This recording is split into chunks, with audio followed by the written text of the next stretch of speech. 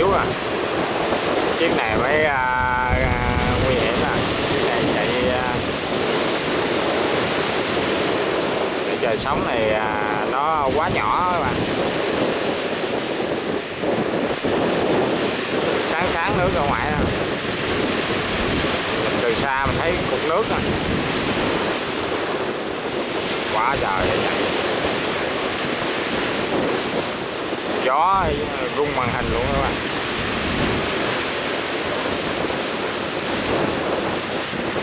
Liếc qua liếc lại.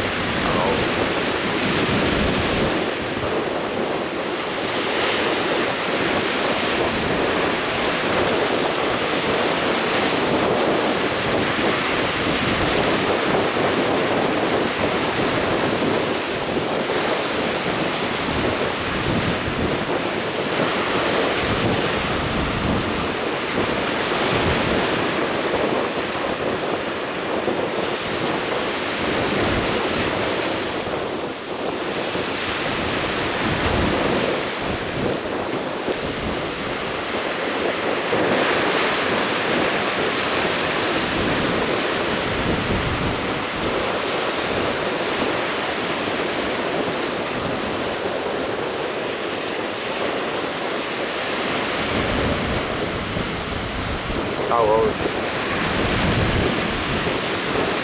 ghê gớm.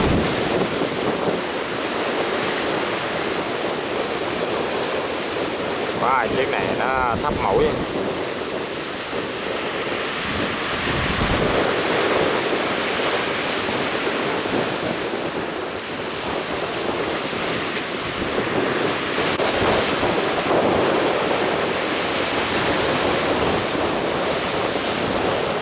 Chiếc này chạy nhìn ghê thiệt á.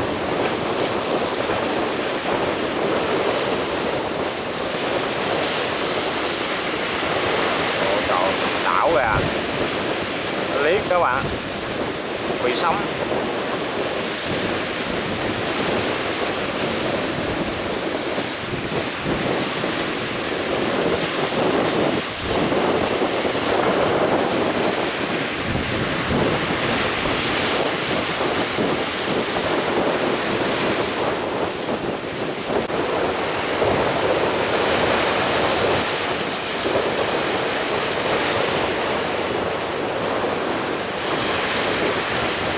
Wow, cái này thấp ghê luôn á trời.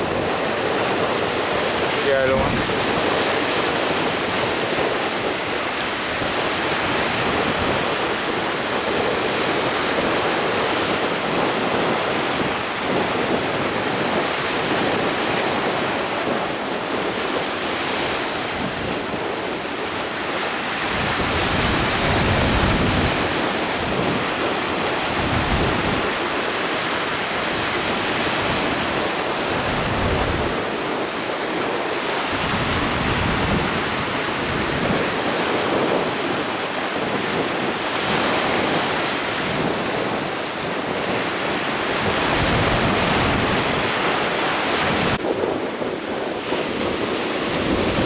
Xa anh nhỏ xíu xíu.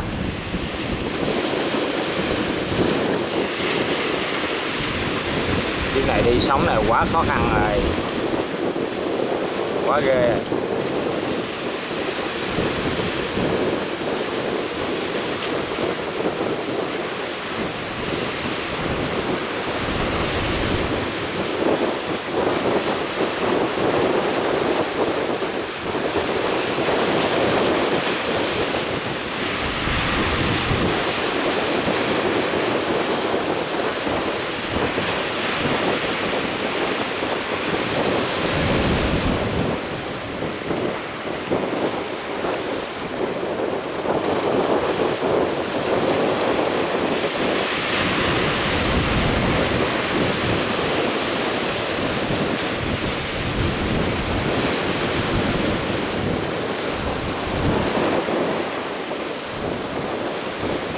Không chạy mấy chiếc này phải có kinh nghiệm nha các bạn, kinh nghiệm để giảm hoặc tăng ga khi sóng lớn nha, để tăng giảm ga phải đúng thời điểm.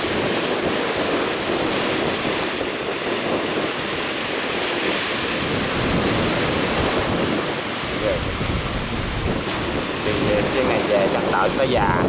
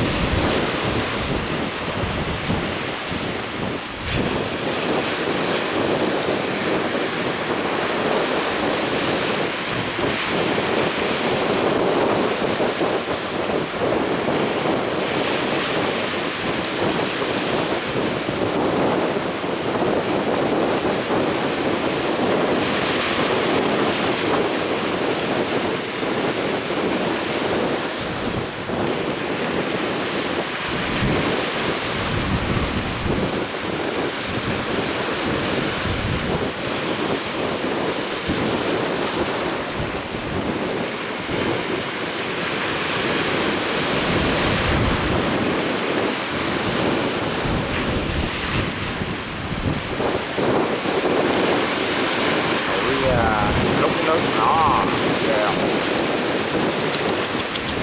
Wow, wow. Lúc dưới dạ, xách khói luôn.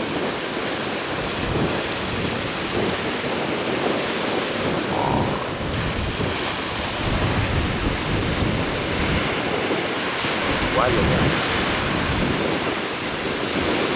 Động cơ này 6 máy dân ma nha các bạn, thua lẹ 3.000. Dòng cao tốc chạy dầu nha các bạn. Thôi đây à, ghê vậy. Quá ghê.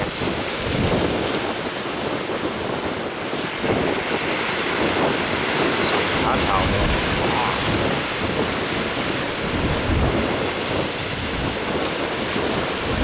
Bớt ga nha, chạy vô tới đây nó bớt ga lại, sóng quá dữ rồi, quá lớn.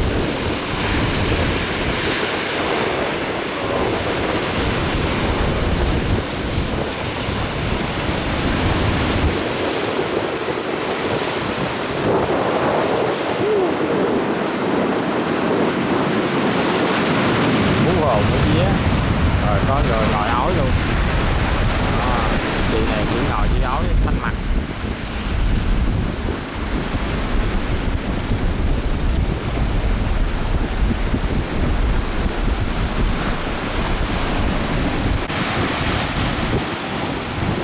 Có chiếc ghe nhỏ mà quá mới nha, nó đang đi ngang sóng tàu lắc, sóng rất lớn nha các bạn. Ghe ở miền Tây này đóng khá là vững sóng đó, nhưng mà gặp sóng lớn này cũng phải rất là mệt mỏi nha, lắc kinh khủng luôn.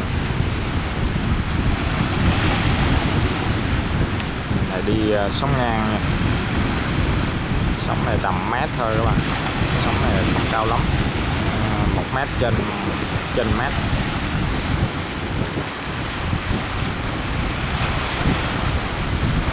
Đang chạy tuyến đường vô bờ, trời chuẩn bị bão các bạn, bầu trời rất là âm u nha.